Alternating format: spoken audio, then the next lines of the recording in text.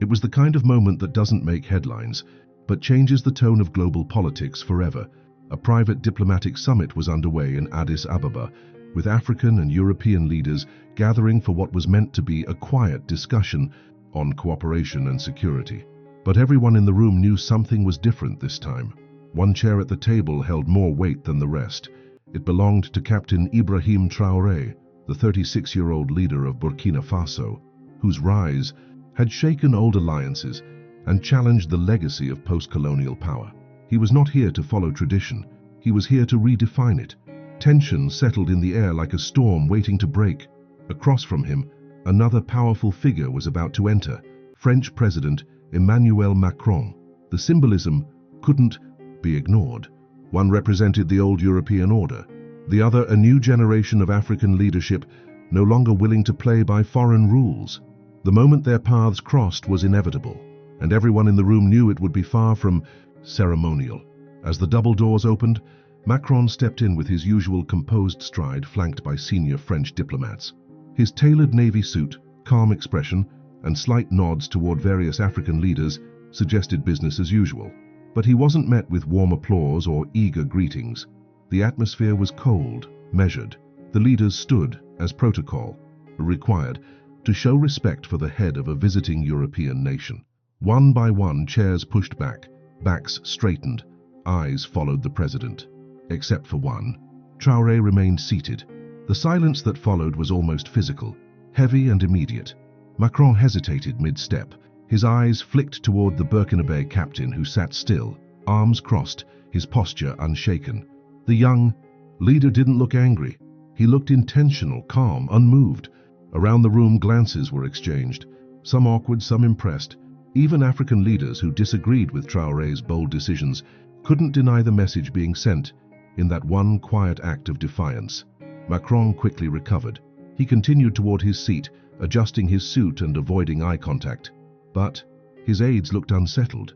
One leaned in to whisper something, perhaps to address the incident, but Macron subtly shook his head. Not now. He knew any reaction could inflame the tension further.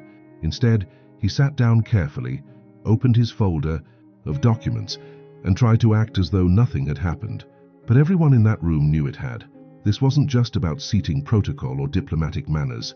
It was political theater of the highest kind, a symbolic rejection of submission. For decades, African leaders had been accused of bending to European pressure, especially from former colonial powers like France. But Traoré's silence, his refusal to rise, carried more weight than any shouted slogan. It was a statement: Africa is not under your control anymore. Finally, Macron cleared his throat and spoke. "Shall we begin?"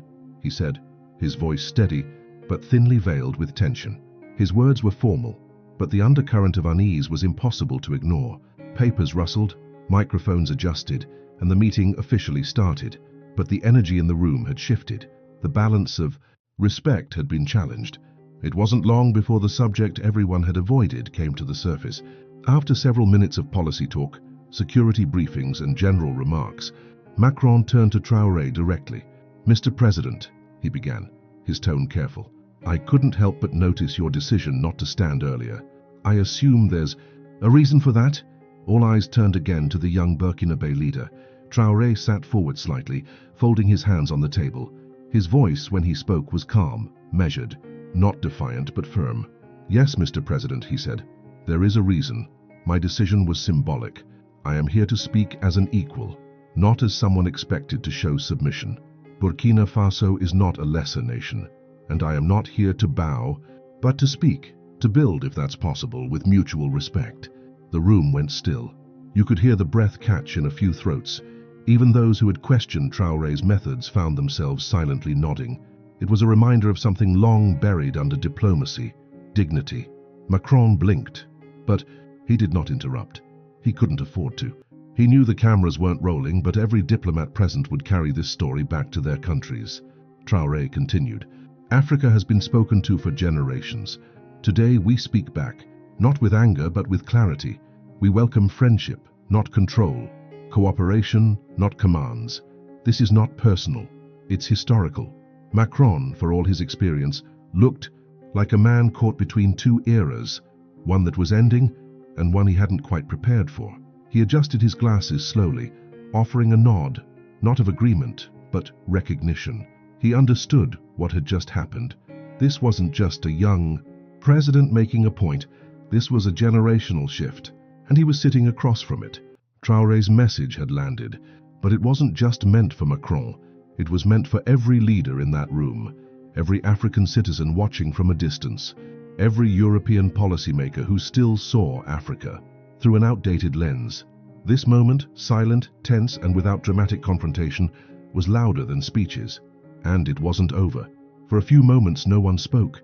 The weight of Traoré's words settled in the room like fog, thick and unmoving. The younger aides looked uncertain, their pens frozen mid-note. Some of the elder African leaders shifted in their seats, conflicted between admiration and caution. It wasn't just what Traoré had said, it was the fact that he said it in that room to that man without hesitation, without fear. The silence wasn't awkward anymore, it was reflective. Then something unexpected happened. One by one, a few of the African leaders in the room began to nod, not dramatically, not performatively, just subtle gestures, acknowledgement, solidarity, a quiet agreement that the time for soft diplomacy had passed. That maybe for once, someone had finally said what they had all been feeling for years, that Africa's silence was no longer acceptable currency in the marketplace of global politics. Macron exhaled, almost imperceptibly. He looked around the room and recognized that he was no longer speaking to a continent divided by dependency, but one slowly awakening to unity and voice. His tone softened, not out of defeat, but awareness. "President Traoré," he said, choosing his words carefully, "I understand your position, and I hear your message. France remains open to dialogue, but also understands that this dialogue must evolve." There was no applause, no dramatic conclusion, just understanding, the kind that happens in rare moments when the truth is spoken, plainly, the kind that shakes institutions without raising a single voice. The meeting continued, but something fundamental had changed. The questions were sharper, the responses more honest. There was no more pretending that all sides saw the world the same way. And yet oddly, that made the conversation more real, more equal, the kind of conversation Africa had been denied for decades. Later that evening, as the leaders exited the summit, journalists waited outside, hoping for sound bites, statements, headlines. But Traoré walked past them quietly. No press conference, no speech. He didn't need one. The message had already been delivered, and it wasn't meant for cameras. It was meant for history. Inside his convoy, one of his aides finally broke the silence. "Mr. President, do you think they understood?" Traoré looked out the window at the Addis skyline, eyes steady. "It doesn't matter if they understood it today," he said.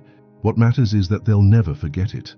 That day, in a quiet room without crowds or slogans, a statement was made, not just by a man, but by a continent that refuses to be controlled any longer. Africa is rising, and this time it's on its own terms.